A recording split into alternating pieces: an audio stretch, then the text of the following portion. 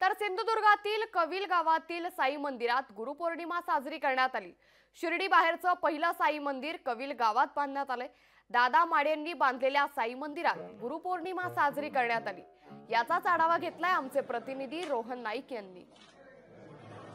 गुरुपौर्णिमा साजरी होते आणि या निमित्त भारतातलं पहिलं साई मंदिर असलेल्या कुडाळ तालुक्यातील कविलगाव येथे आपण पाहू शकतो कशा प्रकारे भक्तगणांनी साई मंदिरात गर्दी केलेली आहे।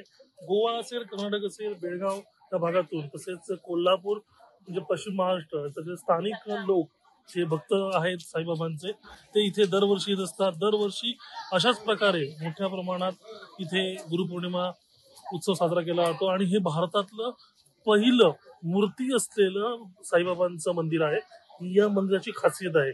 एकंदरीत हे जे भक्तगण येतात ते प्रत्येक भागात येत असतात। आज पावसाळा जोरदार असला तरी गोव्यासारख्या राज्यातून तसेच कर्नाटकातून सुद्धा मोठ्या प्रमाणात इथे भक्तगण दाखल झालेले आहेत आणि आज भक्तिमय वातावरणात त्यांनी साईबाबांचं दर्शन घेतलेलं आहे।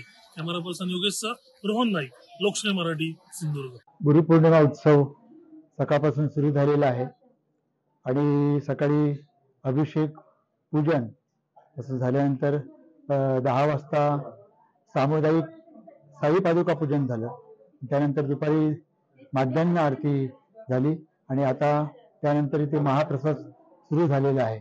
या महाप्रसादाला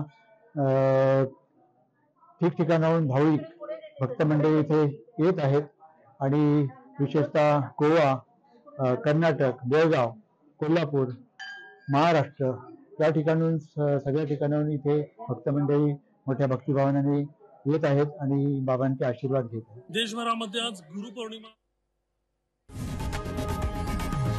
लोकशाही मराठी ऐका, पहा, जागरूक रहा।